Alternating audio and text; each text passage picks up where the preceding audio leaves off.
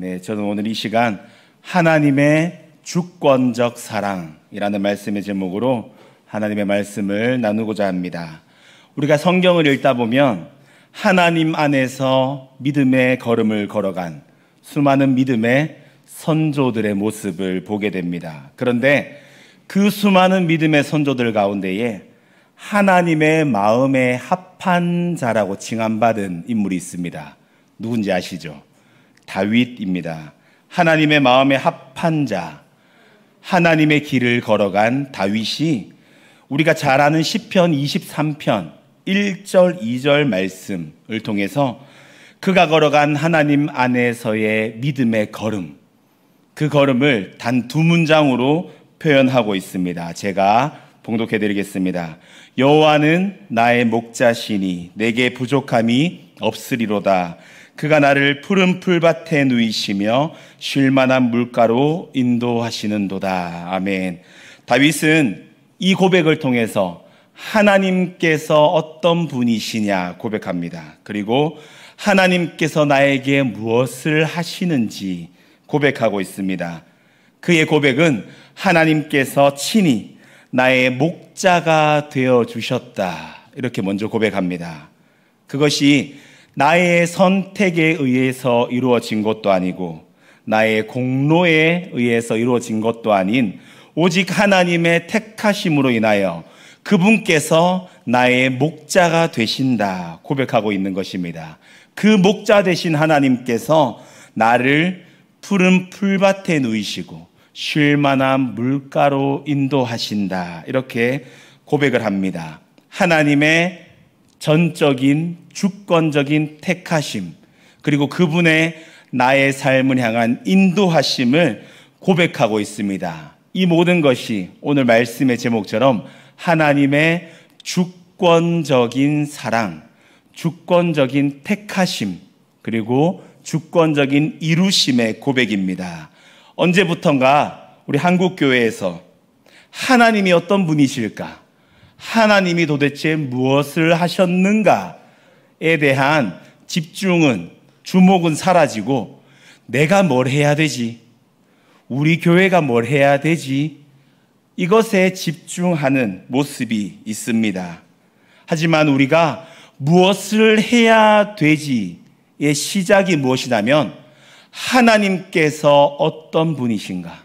그 하나님께서 나에게 무엇을 하셨는가 깨달을 때에 우리가 그 다음의 걸음을 걸어갈 수 있습니다. 오늘 말씀의 제목을 하나님의 주권적 사랑이라고 제가 지어봤습니다. 나는 얼마나 나를 향한 하나님의 주권적인, 좀 더 직설적으로 표현하면 그 일방적인 사랑을 지금 얼마나 깨닫고 누리고 있습니까? 말씀을 나누면서 하나님께서 어떤 분이신지, 나를 향한 그 사랑이 무엇인지, 그 사랑을 받은 나라는 존재는 도대체 어떤 존재인지 깨닫고 하나님의 은혜를 누리는 귀한 시간 되기를 소망합니다.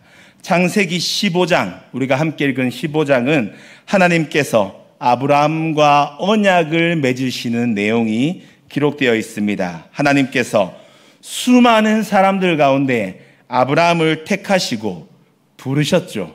창세기 12장 1절, 2절, 3절 말씀, 우리가 잘 아는 말씀, 이 말씀으로 하나님께서 부르십니다. 제가 봉독해 드리겠습니다. 여호와께서 아브라함에게 이르시되 너는 너의 고향과 친척과 아버지의 집을 떠나 내가 내게 보여줄 땅으로 가라. 내가 너로 큰 민족을 이루고 내게 복을 주어 내 이름을 창대하게 하리니 너는 복이 될지라. 너를 축복하는 자에게는 내가 복을 내리고 너를 저주하는 자에게는 내가 저주하리니 땅의 모든 족속이 너로 말미암아 복을 얻을 것이라 하신지라. 아멘. 우리가 오늘 본문에 하나님과 아브라함의 언약, 이것을 바르게 이해하기 위해서는 먼저 하나님께서 아브라함을 부르신 이 12장 말씀의 부르심의 내용을 바르게 이해해야 합니다. 창세기 6장부터 10장까지 우리가 잘 아는 내용이 나옵니다.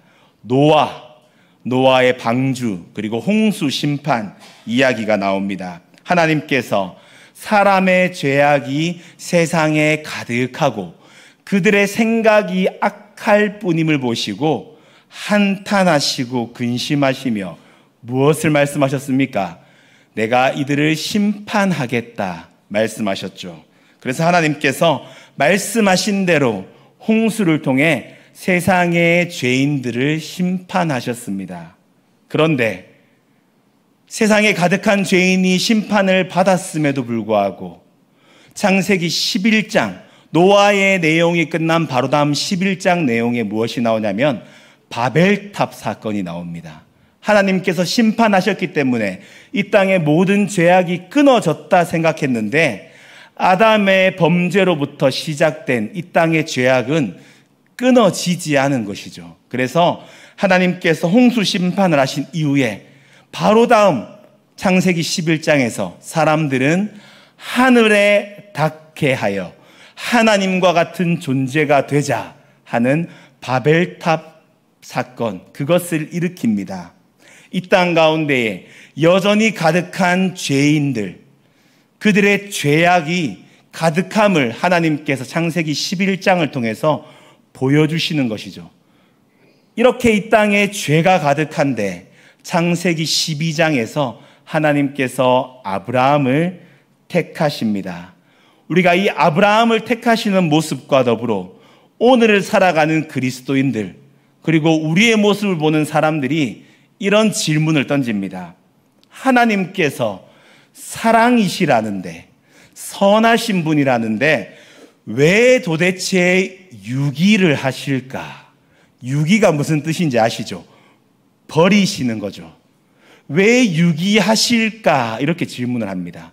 선하신 분이라면, 사랑이시라면 다 구원해야 되는 거 아니냐? 이렇게 질문을 합니다. 그런데 이 질문은 질문 자체부터 잘못된 질문입니다. 이 질문을 뒤집어야 올바른 질문이 나옵니다. 무엇이냐면 하나님께서는 왜 도대체 우리를 사랑하시고 구원하시는가? 이렇게 질문을 던져야 합니다. 모두 죽임 당할 수밖에 없는, 죽었던 죄인인 우리를 도대체 왜 사랑하셔서 구원하실까 질문해야 되는 겁니다. 왜 유기하시는가가 아니라 왜 우리를 택하셨고 왜 우리를 사랑하시고 왜 우리를 구원하시는가 질문해야 하는 것이죠. 이 땅에 죄악이 가득한데 창세기 11장에서 죄악된 모습만 가득한, 죄인들만 가득한 이 세상에서 왜 아브라함을 택하시고 세우셨는가? 이 질문을 던지는 것입니다. 이것에 대한 해답이 무엇입니까? 하나님의 주권적인 택하심이고 뜻하심이고 그 사랑이다. 이렇게밖에 표현할 수 없는 겁니다. 하나님께서 아브라함을 택하시고 부르셔서 그에게 복을 주시겠다고 말씀하시는 것이죠. 일방적인 사랑, 일방적인 택하심을 아브라함을 택하시는 모습을 통해서 우리에게 말씀하시는 것이죠. 그렇게 하나님께서 아브라함을 부르시고 이제 언약을 맺으십니다. 오늘 함께 읽은 본문의 앞부분 15장의 상반절 부분에 보면 1절부터 7절 말씀에서 하나님께서 아브라함에게 다메섹 사람 엘리에셀이 아니라 내 몸에서 날짜가 상속자가 되어서 그를 통해 하늘에 있는 뭇별과 같이 자손들이 번성한다, 큰 민족을 이룬다, 이렇게 약속하십니다. 그리고 더 나아가서 갈대아 우르가 아닌 지금 네가 서 있는 이 땅, 무슨 땅입니까? 가나안 땅 가운데에 너의 자손이 거주하게 된다, 이렇게 말씀을 하십니다. 이 말씀을 듣고 아브라함이 어떻게 반응하냐면 내가 그것을 어떻게 믿을 수 있습니까? 증거를 주십시오. 이렇게 아브라함이 하나님께 요구를 합니다. 그때 하나님께서 이제 내가 그러면 언약을 맺고 그 언약을 통해서 그 증거를 보여주겠노라 말씀하시면서 15장 9절 말씀과 같이 하나님께서 명령하십니다. 제가 봉독해 드리겠습니다. 여호와께서 그에게 이르시되 나를 위하여 3년 된 암염소와 3년 된 수장과 산비둘기와 집비둘기 새끼를 가져올지니라. 아멘. 하나님께서 이제 아브라함과 언약을 체결하기 위해서 준비를 하라 말씀하시죠. 그래서 아브라함이 가져온 그 짐승들을 중간을 쪼갰습니다. 그 쪼갠 것을 마주 대하여 놓았죠. 쪼갤 수 없이 작은 새들은 양쪽에 놓아서 그 두 줄을 세웠습니다. 이때 언약을 맺기 위해서 두 줄을 세운 의미가 무엇이냐면 그 잡은 짐승들을 쪼개어서 두 줄로 나누고 그 중간 사이를 언약을 맺는 그 두 사람이 함께 지나가므로 두 사람이 모두 이 언약의 책임자가 된다라는 언약을 맺는 것입니다. 그렇기 때문에 하나님께서 아브라함에게 준비하라 말씀하시고 아브라함은 하나님의 명령하신 대로 언약을 체결하기 위해서 준비를 마쳤습니다. 이렇게 마치고 나니 솔개가 그곳 가운데 머무르게 되죠. 여러 가지 해석들을 이 솔개에 대해서 이야기하고 있는데 대부분의 성경학자들은 그렇게 깊이 있는 해석을 굳이 할 필요가 없다 이렇게 이야기를 합니다. 오히려 우리가 주목해야 하는 것은 솔개가 올 때에 언약을 위한 그 짐승들을 보호하기 위해 아브라함이 열심으로 그것들을 쫓았다. 그가 언약을 위해 나름의 열심의 최선을 다하고 있다. 이렇게 이 부분을 생각하시면 됩니다. 이렇게 이제 언약을 맺기 위해 준비가 끝났습니다. 이것이 이제 오늘 본문을 이해하기 위해 필요한 사전 정보였습니다. 이제 설교가 진짜 시작됩니다. 솔개를 내쫓던 아브라함이 12절 말씀과 같이 해가 지게 될 때에 깊은 잠에 임하게 됩니다. 그리고 하나님께서 아브라함에게 그에게 일어날 일들에 대해 말씀하십니다. 여기에서 하나님과 아브라함 그리고 하나님께서 아브라함에게 주신 이 말씀 가운데 아브라함이란 존재가 도대체 어떤 존재인가, 더 나아가 죄인, 하나님과 언약을 맺고 있는 죄인들의 존재가 어떤 존재인가, 그 두 가지의 모습이 오늘 본문을 통해 드러나고 있습니다. 첫 번째 모습이 무엇이냐면 12절 말씀에서 아브라함이 깊은 잠에 임할 때에 흑암과 두려움이 임했다, 이렇게 말씀을 기록하고 있습니다. 성경학자들이 무엇을 이야기하냐면 그에게 임한 흑암과 두려움이 무엇이냐면 바로 다음 절에 13절에 기록된 자손들이 받게 될 고통과 괴로움을 이야기하는 것이다, 이렇게 해석을 합니다. 결국 무엇이냐면 흑암과 두려움이 고통과 괴로움이라는 거죠. 하나님께서 첫사람 아담을 창조하실 때에 그에게 흑암과 두려움, 고통과 괴로움이 있었을까요? 하나님께서 첫사람 아담을 창조하실 때에 그 창조한 모습을 보시고 보시기에 심히 좋았더라 말씀하셨죠. 그에게는 그 어떤 흑암도 두려움도 고통도 괴로움도 있지 않았습니다. 그저 평안과 안식, 하나님의 사랑과 은혜만 가득한 존재였죠. 왜냐하면 죄가 없었기 때문에. 그런데 하나님의 말씀에 불순종한, 범죄한 아담에게 죄가 들어왔죠. 죄가 들어오고 나니 그에게 두려움이 찾아왔습니다. 창세기 3장 10절 말씀은 이렇게 말씀을 합니다. 제가 봉독해 드리겠습니다. 이르되 내가 동산에서 하나님의 소리를 듣고 내가 벗었으므로 두려워하여 숨었나이다. 아멘. 죄인 된 아브라함에게 가득한 것이 무엇이냐면 두려움이에요. 흑암입니다. 고통이고 괴로움입니다. 범죄하기 전 아담, 범죄한 후의 아담, 가장 큰 변화가 이 두려움, 이 부정적인 모든 것들이 그에게 생겨났다는 것입니다. 하나님과의 교제가 단절되었기 때문에 하나님과 교제하면서 누렸던 평안과 안식이 사라지고 두려움과 흑암만 가득한 존재가 된 것이죠. 아브라함 또한 마찬가지입니다. 여전히 아브라함도 죄인된 모습으로 서 있기 때문에 그 죄인인 아브라함에게 흑암과 두려움이 온 것이죠. 이것이 좀 더 자세하게 설명되어 있는 부분이 13절 말씀입니다. 여호와께서 아브라함에게 이르시되 너는 반드시 알라. 내 자손이 이방에서 객이 되어 그들을 섬기겠고 그들은 400년 동안 내 자손을 괴롭히리니. 아멘. 하나님의 백성이면 누구의 아래에 있어야 합니까? 하나님 안에 거해야 하고 하나님 아래에 거해야 하죠. 그런데 하나님께서 무엇이라고 말씀하시냐면 내 자손이 이방에서 객이 된다고 말씀합니다. 그리고 400년 동안 그들이 내 자손을 괴롭힌다 이렇게 말씀하십니다.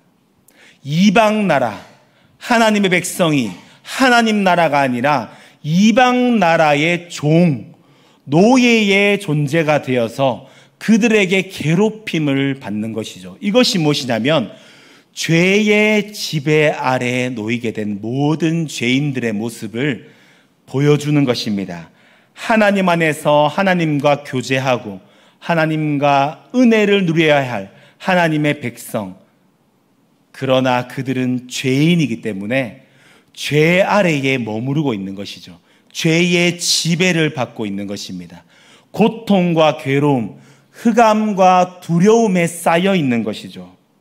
그들 스스로는 애굽에서 나올 수 없는 존재입니다. 아브라함이 스스로 흑암과 두려움을 떨쳐낼 수 없듯이 그의 자손들이 애굽에서 스스로 나올 수 없습니다. 왜냐하면 죄의 지배 아래에 있는 죄인들이기 때문에. 이것이 바로 죄인들의 첫 번째 모습입니다. 두려움, 흑암, 고통, 괴로움, 즉 죄의 지배 아래에 있다. 이것이 바로 죄인들의 첫 번째 모습입니다. 그리고 두 번째, 하나님의 구원의 은혜가 필요한 죄인들의 두 번째 모습이 무엇이냐면 오늘 본문 16절 말씀에 자세히 그 말씀이 설명되어 있습니다. 제가 봉독해 드리겠습니다. 내 자손은 4대 만에 이 땅으로 돌아오리니 이는 아모리 족속의 죄악이 아직 가득 차지 아니함이니라 하시더니. 아멘. 하나님께서 내 자손을 4대 만에 이 땅에 돌아온다 말씀하시는데 이것은 하나님의 택하심을 받은, 하나님의 구원을 받은 백성의 모습이죠. 그러면 그 모습이 아닌 죄인들의 모습은 뭐냐면 아모리 족속의 모습입니다. 하나님께서 아모리 족속이 어떤 모습을 이룬다 말씀하시냐면 아모리 족속의 죄악이 아직 가득 차지 아니함이니라. 400년의 시간 동안 아모리 족속은 계속해서 죄를 짓습니다. 가득 찰 때까지. 스스로 돌이킬 수도 없고 스스로 그곳에서 나올 수도 없고 그들의 죄가 지금 작더라도 더 커지는 거죠. 더 많아집니다. 가득 찬 죄악의 모습이 되는 것이죠. 죄인들은 죄 아래에 있기 때문에 죄에서 스스로 나올 수 없고 그저 그 죄를 반복하고 더 큰 죄를 짓게 되는 아모리 족속의 모습이 바로 죄인인 자들의 모습, 우리의 모습인 것입니다. 사도 바울이 로마서 3장 10절, 11절, 12절 말씀을 통해서 이렇게 말씀합니다. 제가 봉독해 드리겠습니다. 기록된 바 의인은 없나니 하나도 없으며 깨닫는 자도 없고 하나님을 찾는 자도 없고 다 치우쳐 함께 무익하게 되고 선을 행하는 자는 없나니 하나도 없도다. 아멘. 이것이 바로 죄의 지배 아래에 있는 죄인들의 모습입니다. 그리고 우리의 모습이죠. 죄인들이 스스로 구원의 자리로 나아갈 수 없듯이 스스로 자신의 죄를 끊을 수 없습니다. 하나님께서 심판하셨는데도 불구하고 또 바벨탑을 쌓고 있잖아요. 하나님 앞에 나아간다 하지만 또 여전히 죄를 짓고 있는 것이죠. 이것이 바로 철저히 죄인된 아브라함의 자손들, 그리고 우리의 모습인 것이죠. 그렇기 때문에 하나님께서 철저히 죄인된 아브라함, 우리와 언약을 맺으시면서 어떻게 언약을 맺으시냐면 오늘 17절 말씀과 같이 언약을 맺으십니다. 해가 져서 어두울 때에 연기 나는 화로가 보이며 타는 횃불이 쪼갠 고기 사이로 지나더라. 아멘. 앞서 제가 말씀드린 대로 언약을 누가 맺나요? 두 사람이 맺죠. 그러면 그 사이를 누가 지나가야 되나요? 두 사람이 함께 지나가야 됩니다. 두 사람이 함께 책임자가 되기 때문에. 그런데 하나님께서 아브라함과 언약을 맺으실 때 어떤 모습으로 맺으시냐면 타는 횃불의 모습으로 홀로 그 사이를 지나가십니다. 모든 언약을 내가 책임지겠다. 그리고 반드시 내가 그것을 책임지고 이루겠다고 우리에게 말씀하시는 것입니다. 하나님께서는 죄인된 아브라함을 택하시고 부르신 것도 모자라서 그에게 복을 주신다 말씀하시고 그 증거를 보여달라는 아브라함에게 언약을 맺으시는데 그 언약도 내가 다 책임지겠다 말씀하시는 것이죠. 이것이 바로 하나님의 우리를 향한 주권적인 사랑입니다. 우리가 이 하나님의 언약을 바라보는 아브라함의 마음을 한번 생각해 봅시다. 그의 마음이 얼마나 감사로 가득 채워졌을까요? 하나님께서 택하시고 부르신 아브라함이 믿음의 조상의 길을 걸어갈 수 있었던 이유가 무엇이냐면 그를 택하시고 부르신 하나님께서 그에게 말씀하시기를 내가 다 책임지겠다. 그것을 이루시는 모습을 친히 오늘 보고 있습니다. 이것을 누렸기에 아브라함은 이 믿음의 걸음을 걸어갈 수가 있는 것이죠. 우리 또한 마찬가지입니다. 하나님의 주권적, 그 일방적 사랑의 결정체가 무엇일까요? 하나님께서 우리를 너무나도 사랑하신다는 그것을 알 수 있는 증거가 무엇입니까? 이 땅에 오신 예수 그리스도이십니다. 죄인된 아브라함에게 찾아오셔서 택하시고 친히 언약을 맺으심과 같이 하나님께서는 죄인된 우리를 택하여 주시고 독생자 예수 그리스도를 이 땅 가운데 보내주셔서 그 사랑을 우리에게 보여주시죠. 우리는 한 것이 없는데, 우리는 할 수도 없는데 하나님께서 주권적 일방적 사랑으로 예수 그리스도를 이 땅에 보내주셔서 홀로 십자가를 지심으로 우리의 모든 죄를 짊어지시고 대속해 주신 것이죠. 마치 언약을 이룰 때에 하나님께서 홀로 지나가신 것 같이 예수 그리스도께서 우리에게 그것을 이루어 주신 것입니다. 사도 요한은 요한일서 4장 10절 말씀을 통해서 우리를 향한 하나님의 사랑이 무엇이냐 이렇게 말씀합니다. 우리 함께 화면을 보시면서 우리 한 목소리로 한번 믿음으로 고백하겠습니다. 사랑은 여기 있으니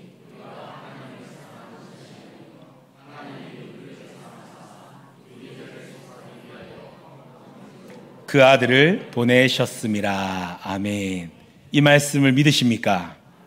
하나님의 나를 향한 그 주권적인 사랑, 그 사랑을 온전히 깨닫고 누릴 때에만 우리는 우리의 믿음의 걸음을 걸어갈 수 있습니다. 말씀을 시작하면서 하나님이 어떤 분이신지, 도대체 나에게 무엇을 하셨는지에 주목하지 않고 내가 뭘 해야 할까?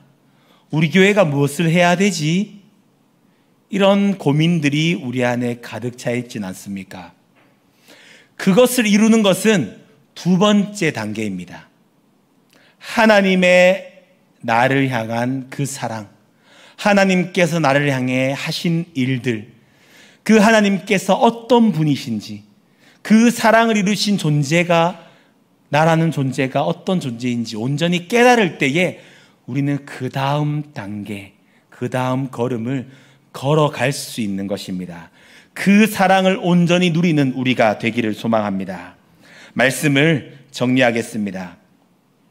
제가 사역자가 되고 나서 되기 전 저의 삶과 되고 난 후의 저의 삶 가운데 가장 큰 변화가 있습니다. 그 변화가 무엇일까요? 그것이 무엇이냐면 교회에 올 때마다 정장을 입어야 된다는 겁니다.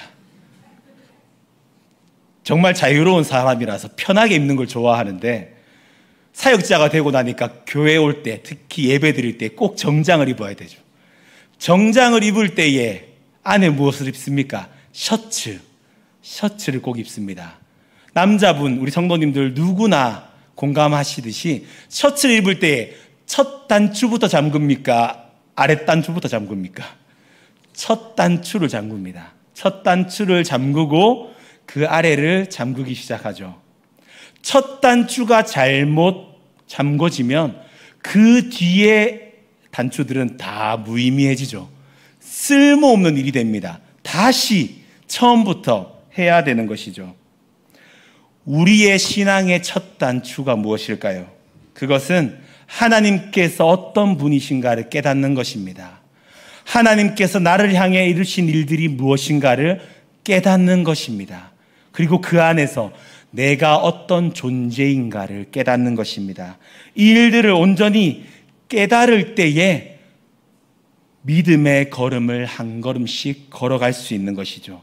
아브라함이 믿음의 조상이라 칭함을 받는 그 걸음을 걸어갈 수 있었던 이유, 모든 죄인들의 모습 가운데 나를 택하여 주셔서, 나를 부르셔서 복의 근원이 되게 하시겠다 말씀하시고, 그 증거가 뭐냐 요구할 때에 홀로 언약을 맺으신 하나님의 그 주권적인 택하심, 사랑을 보면서 아브라함이 그 안에 하나님의 사랑을 깨닫고 그 믿음을 걸어갈 수 있었죠. 우리 스스로에게 마지막으로 질문을 한번 던져보겠습니다. 나는 얼마나 하나님께서 어떤 분이신지를 깨닫고 있고 하나님께서 이루신 나를 향한 그 사랑을 온전히 깨닫고 누리고 있습니까? 창조주이신 하나님께서 이 땅 가운데 친히 독생자 예수 그리스도를 보내주셨어요. 신이신 예수님께서 친히 이 땅에 인간의 몸을 입고 오신 거예요. 그래서 오셔서 무엇을 하셨냐? 나의 모든 죄를 짊어지시고 홀로 십자가 지심으로 모든 죄를 사하시고 자녀 삼아 주신 거예요. 그 사랑을 온전히 누리고 있는 것, 이것이 날마다 나에게 고백될 때에 우리는 믿음의 걸음을 걸어갈 수 있습니다. 오늘 하나님 앞에 예배드리러 나온 우리 모두, 나 자신은 신앙의 믿음의 첫 단추가 잘 잠궈져 있습니까? 그것을 놓치고 있다면 다시 우리 첫 단추를 잠급시다. 하나님께서 이루신 나를 향한 그 주권적인 사랑, 그 사랑을 이 시간 깨닫고 누리고 고백하는 우리 모두가 되기를 소망합니다.